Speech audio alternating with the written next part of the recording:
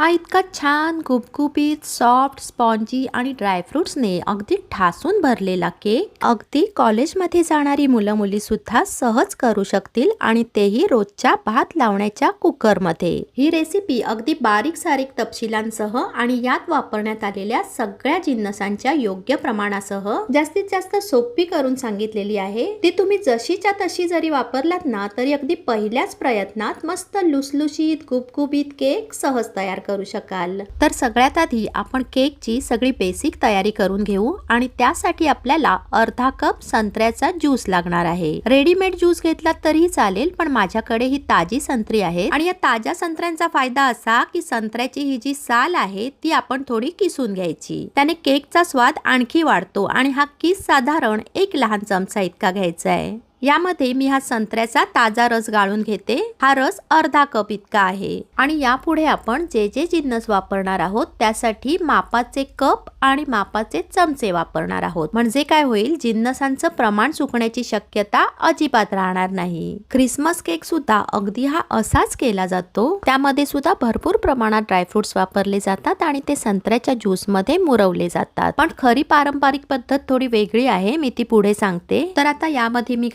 2 मोठे चमचे काजूचे तुकडे, 2 मोठे चमचे बदामाचे काप, लाल मनुका 2 मोठे चमचे आणि या काळ्या मनुका 2 मोठे चमचे घातलेत। काळ्या मनुका विकत घेताना त्या बिया नसलेल्या बघून घ्यायच्या किंवा मग जर त्यामध्ये बिया असतील तर त्या काढून टाकायच्या। अक्रोड 2 मोठे चमचे, क्रॅनबेरी सुद्धा 2 मोठे चमचे घ्यायचे आहेत, पण माझ्याकडे थोड्या कमी आहेत। पपई किंवा कलिंगडाच्या बिया 2 मोठे चमचे, चेरीचे तुकडे 2 मोठे चमचे। या केक मध्ये टूटी फ्रुटी खूप छान लागतात, त्या थोड्याशा जास्त घ्यायच्या। मी इथे हिरव्या टूटी फ्रुटी 3 मोठे चमचे घेतले आहेत आणि लाल टूटी फ्रुटी सुद्धा 3 मोठे चमचे घेतले आहेत। हे सगळं असं छान मिक्स करून घ्यायचं आणि साधारण 1 ते 2 तास असंच मुरत ठेवायचं। तुम्ही अगदी रात्रभर सुद्धा हे असंच मुरत ठेवू शकता, फक्त फ्रीज मध्ये ठेवायचं आणि केक करण्याच्या 2 तास आधी ते बाहेर काढून ठेवायचं, म्हणजे त्याचं टेम्परेचर नॉर्मल होतं। आणि मी जसं मघाशी म्हटलं की क्रिसमस केक करण्याच्या पारंपरिक पद्धतीमध्ये ड्रायफ्रुट्स असे ज्यूस मध्ये नाही ठेवत, तर काय करतात, एका काचेच्या जार मध्ये रम किंवा ब्रँडी घेतात आणि त्यामध्ये असे भरपूर प्रकारचे ड्रायफ्रुट्स घालून सील बंद करतात आणि चांगले महिनाभर हे ड्रायफ्रुट्स या रम मध्ये किंवा ब्रँडी मध्ये मुरवले जातात आणि मग असे छान मुरवलेले ड्रायफ्रुट्स क्रिसमस केक मध्ये वापरले जातात। आणि आता गॅसवर मी हा पॅन ठेवलाय, यामध्ये अर्धा कप साखर घालायची, ती पॅनच्या तळाशी व्यवस्थित पसरवून ठेवायची, गॅसची फ्लेम मध्यम करायची, साखरेला अजिबात हलवायचं नाही, ती तशीच पसरवून ठेवायची। मी इथे व्हिडिओ थोडा फास्ट फॉरवर्ड केलाय, त्यामुळे साखर पटापट वितळलेली दिसते,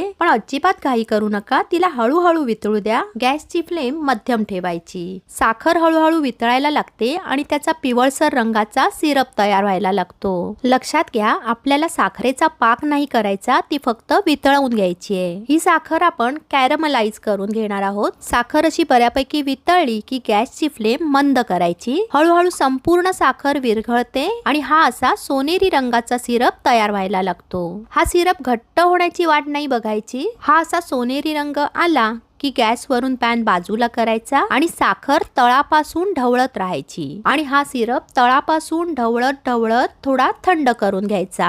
साखर ही अशी कॅरमलाइज करताना थोडी काळजी घ्यायची असते, म्हणजे एकदा का साखर वितळायला सुरुवात झाली की गॅस मंद करायचा आणि तो सोनेरी रंगावर आला की गॅसवरून लगेच बाजूला करून ठेवायचा आणि शिवाय तो जास्त गडद रंगावर सुद्धा नाही करायचा, सोनेरीच ठेवायचा, नाहीतर तो करपल्यासारखा होऊन कडवट होतो। आता हा सिरप थंड होतोय तोपर्यंत आपण एक मसाला करून घेऊ।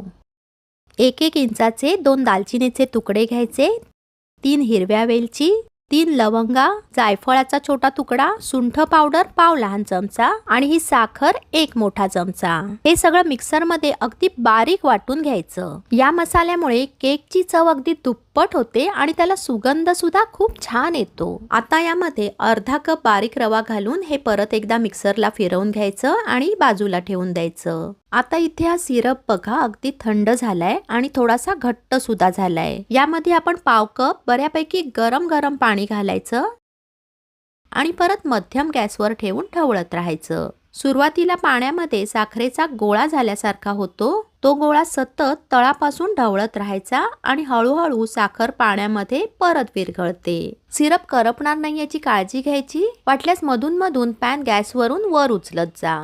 साखर पूर्णपणे विरघळली की पॅन गॅसवरून उचलून बाजूला ठेवायचा आणि सिरप थंड होऊ द्यायचा.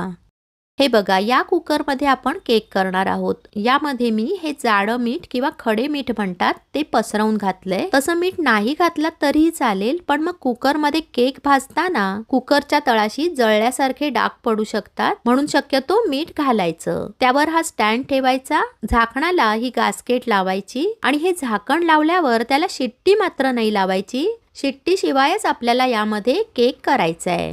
मी कुकरचं झाकण न वापरता हे काचेचं झाकण वापरणार आहे आणि हे होल जे असतं ते असं कागदाच्या सुरळीने बंद करून घेतलंय, म्हणजे वाफ बाहेर नाही जाणार. माझ्याकडे हा केकचा टीन आहे, पण याऐवजी तुम्ही आपल्या कुकरचा रोजचा डबा सुद्धा वापरू शकता. याला सगळीकडून तेल अगदी छान चोपडून लावायचं. नंतर हा बटर पेपर मापाने व्यवस्थित गोल कापून घ्यायचा आणि तळाशी ठेवून त्यालाही चांगलं तेल चोपडून घ्यायचं. बटर पेपर नसेल तर साधा सफेद रंगाचा स्वच्छ कागद सुद्धा तुम्ही वापरू शकता. साईडला सुद्धा हा बटर पेपर थोडा उंच लावून घ्यायचा, म्हणजे केक फुलल्यावर वरपर्यंत आला तरी बाहेर नाही सांडणार. तेल मात्र अगदी छान चोपडून लावायचं. तर आता ही अशा प्रकारे सगळी बेसिक तयारी आपली करून झाली आहे आणि हा साखरेचा कॅरमलाइज सिरप सुद्धा छान थंड झालाय. यामध्ये आता आपण जे जे जिन्नस घालणार आहोत ते रूम टेम्परेचरचे असले पाहिजे. अगदी थंड म्हणजे फ्रीज मधून नुकतेच काढलेले किंवा गरम कोमट असे पदार्थ नाही घालायचे. यात पाव कप वितळवलेलं तूप घालायचं किंवा मग एखादं बिनवासाचं खाण्याचं तेल किंवा वितळवलेलं बटर सुद्धा वापरू शकता. हे पाव कप दूध घातलं आणि व्हॅनिला इसेन्स अर्धा लहान चमचा घातला. पण आता तुमच्या घरामध्ये जो कोणता इसेन्स असेल तो कोणताही इसेन्स तुम्ही वापरू शकता.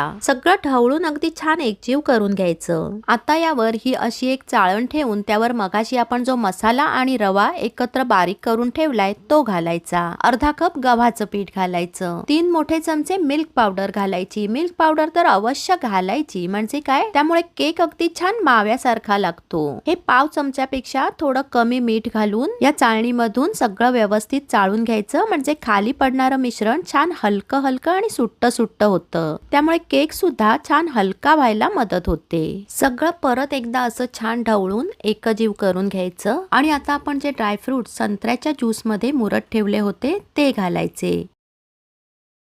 सगळं असं छान मिक्स करून घेतल्यावर हे बघा, मिश्रण कसं अगदी छान गरगरीत झालंय.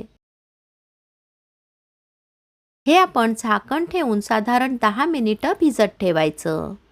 इथे आपण जो कुकर मीठ आणि स्टँड ठेवून तयार केलाय तो गॅसवर ठेवायचा आणि गॅसची फ्लेम मंद करून साधारण 10 मिनिटं तो चांगला तापवून घ्यायचा. साधारण 7 ते 8 मिनिटात ही अशी वाफ यायला लागते. 10 मिनिटांनी हे मिश्रण सुद्धा अगदी छान भिजलंय आणि थोडंसं फुगून वर आलंय. याची कन्सिस्टन्सी ऍडजस्ट करण्यासाठी मी हे पाव कप दूध घेतलंय. ते सगळं एकदम न ओतता थोडं थोडं करत घालायचं. मिश्रण खूप जास्त घट्टही नाही करायचं आणि एकदम पातळही नाही करायचं, मध्यमच ठेवायचं. त्यामुळे दूध अंदाज घेत घेतच घालायचं, एकदम नाही ओतायचं. हे बघा, ही अशी फ्लोईंग कन्सिस्टन्सी आपल्याला पाहिजे. पाव वाटीतलं हे इतकं दूध शिल्लक राहिलंय. आता यामध्ये 1 लहान चमचा म्हणजे 1 टीस्पून इतकी बेकिंग पावडर घालायची आणि पाव लहान चमचा इतका बेकिंग सोडा घालायचा आणि हे ऍक्टिव्हेट करायला त्यावर अगदी थोडंसं पाणी घालायचं आणि आता हे मिश्रण अगदी हलक्या हाताने ढवळून बेकिंग पावडर आणि बेकिंग सोडा सगळीकडे लागेल असं बघायचं. फक्त बेकिंग पावडर आणि बेकिंग सोडा अगदी योग्य प्रमाणातच घालायचा, कारण जर याचं प्रमाण जास्त झालं तर केकची चव बिघडते आणि जर आवश्यकतेपेक्षा कमी झालं तर केक जाळीदार सुद्धा होणार नाही आणि फुलणार सुद्धा नाही. तसंच हे मिश्रण जोरात सुद्धा नाही ढवळायचं, अगदी हलक्या हाताने मिक्स करून घ्यायचं. आता हे सगळं मिश्रण या टीन मध्ये ओतून घ्यायचं आणि हा टीन थोडासा टॅप करून घ्यायचा, म्हणजे सगळं मिश्रण एक समान पसरेल. आता यावर ड्रायफ्रुट्स घालून आपल्याला केकची सजावट करून घ्यायची आहे. पण जर आपण आत्ताच ड्रायफ्रुट्स घातले तर जेव्हा केक फुलून वर येतो तेव्हा हे ड्रायफ्रुट्स खाली जातात, त्यामुळे आपण ते नंतरच घालू. ही टुटी फ्रुटी मी फक्त तुम्हाला दाखवण्यासाठी घालते की ती हळूहळू कशी खाली जाईल ते. 10 मिनिटांनी बघा, कुकर चांगला गरम झालाय. त्यातून वाफ यायला लागली की गॅस बंद करायचा, म्हणजे झाकण काढताना वाफ हातावर येणार नाही. हा केकचा टीन कुकर मध्ये ठेवायचा आणि झाकण चांगलं घट्ट लावून घ्यायचं आणि मग अगदी मंद गॅसवर हा केक हळूहळू बेक होऊ द्यायचा. गॅसची फ्लेम जितकी जास्तीत जास्त मंद करता येईल तितकी मंद करायची. जर ती फार मंद होत नसेल तर काय करा, कुकरच्या खाली एखादा लोखंडी तवा ठेवायचा, पण आधी तो चांगला तापवून घ्यायचा. म्हणजे केक अगदी छान सावकाश सावकाश भाजला जाईल आणि अगदी छान फुलून वर येईल. कुकरचं झाकण सारखं सारखं उघडत नाही बसायचं, आतली वाफ बाहेर नाही जायला द्यायची. आता 25 मिनिटानंतर बघा सगळ्या टुटी फ्रुटी खाली गेल्यात, म्हणजे केक आता हळूहळू फुलून वर यायला लागलाय. अर्ध्या तासानंतर मी एक चेरी मधोमध ठेवली, पण ती हळूहळू खाली गेली. म्हणजे केक अजून कच्चा आहे, बॅटर आतून पातळ आहे. केक छान बेक होण्यासाठी आपल्याला योग्य तो वेळ देणं आवश्यक आहे. केक अगदी छान बेक होऊन मस्त फुलून वर येण्यासाठी जो वेळ लागतो तो अवलंबून असतो गॅसच्या फ्लेमवर. अगदी छान गुबगुबीत सॉफ्ट केक हवा असेल तर गॅसची फ्लेम आपल्याला अगदी कमीत कमी ठेवावी लागेल. थोड्याशा टुटी फ्रुटी मी परत वरती घातल्या होत्या आणि आता साधारण 45 मिनिटांनी, म्हणजे केक वरून हलका हलका कोरडा होतोय असं वाटलं की त्यावर ड्रायफ्रुट्स घालून सजावट करायची आणि परत झाकण ठेवून केक बेक होऊ द्यायचा. केक तयार झाला आहे का हे बघण्यासाठी मी 1 तासानंतर केकच्या मधोमध टूथपिक घालून पाहिली. या अगोदर सुद्धा मी 1 ते 2 वेळा असंच चेक करून पाहिलं होतं, पण यावेळी बघा टूथपिकला केकचे कण अजिबात चिकटून नाही आलेले आणि केक हाताला सुद्धा छान कोरडा लागतोय. म्हणजे आता केक अगदी परफेक्ट बेक झालाय. केक तयार होण्यासाठी प्रत्येकाला कमी जास्त वेळ लागू शकतो, पण केकचा हा नुसता रंग पाहून सुद्धा तुमच्या लक्षात येते की केक किती छान बेक झालाय. आता यावर कापड घालून केक अगदी पूर्णपणे थंड करून घ्यायचा. केक अगदी साफ थंड झाला की हा बाजूचा बटर पेपर अगदी अलगद निघून येतो. या पद्धतीने अगदी सगळ्या स्टेप्स व्यवस्थित पाळत एकदा हा केक करून बघा. हा दिसायला जितका छान दिसतोय तितकाच चवीला सुद्धा अप्रतिम होतो. खाणारा प्रत्येक जण तुमचं फक्त कौतुकच करत राहील एवढं मात्र नक्की. तर मी केलेला हा मऊ लुसलुशीत स्पॉन्जी गुबगुबीत केक तुम्हाला आवडला असेल तर मला कमेंट करून तसं नक्की सांगा. व्हिडिओला जास्तीत जास्त शेअर करा आणि माझं हे चॅनल जर प्रथमच पाहत असाल तर जरूर सबस्क्राईब करा, जेणेकरून मी केलेल्या नवीन नवीन रेसिपीज तुम्हाला लगेच पाहता येतील. पुन्हा भेटू अशाच एका छानशा रेसिपीसह. तोपर्यंत धन्यवाद.